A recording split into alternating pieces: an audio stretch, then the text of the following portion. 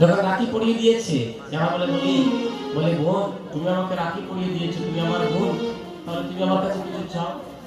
ভাই ভাই হয়েছি, ভাই বোনকে তো কিছু দিতে হয়। বলে প্রভু ভাই দেবে তুমি, বলে প্রতিজ্ঞা করে বলো তুমি যা দেবে। প্রতিজ্ঞা চলতেছে এখানে।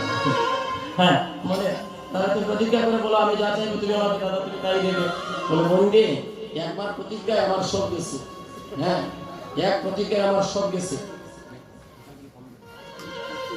এক প্রতিজ্ঞায় আমার সব গেছে। তোমার আমার নতুন করে তুমি কি চাও?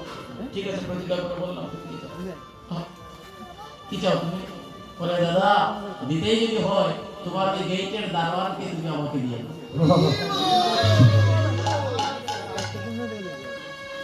তোমার এই গেটের দারোয়ানকে আমার প্রয়োজন, তাকে দিয়ে দাও। বলে তুমি কে দেখি তোমার গুণটা শোনাও। যখন গুণটা শিখিয়েছে লক্ষ্মী দেবীর বদন দেখে বলে ও লক্ষ্মী, বলে দাদা আজ থেকে আমি তোমার বোন, তুমি আমার ভাই। বলে বই এইভাবে সাথে ছলনা করলে জগতের মানুষ দেখতে আমি ভগবানকে আমার গেটের দ্বারে দাঁড়িয়ে বানিয়ে রেখেছি, কিন্তু জানো না তুমি বোন।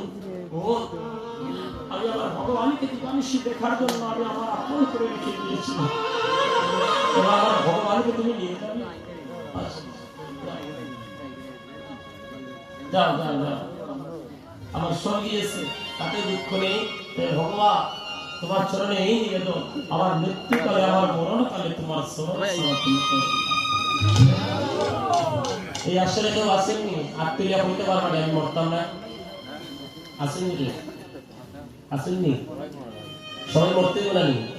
আমরা যখন মারা যাইনি আমরা ভগবানের কাছে করলাম কিনা, কি করলাম, কি দিলাম, কি পেলাম? একজন দাদারে জিজ্ঞাসা করলাম দাদা কীর্তনে আইসো?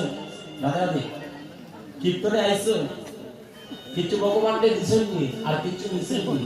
কই দিছি আমি কিটা দিছো? কই 5 টাকা দিছি। মানে বক্তব্য দিয়া 5 টাকা দিলাম আমি ভাই কিটা কই আমার সময় এক বের দিছিল রে। আমি কই বইছি রে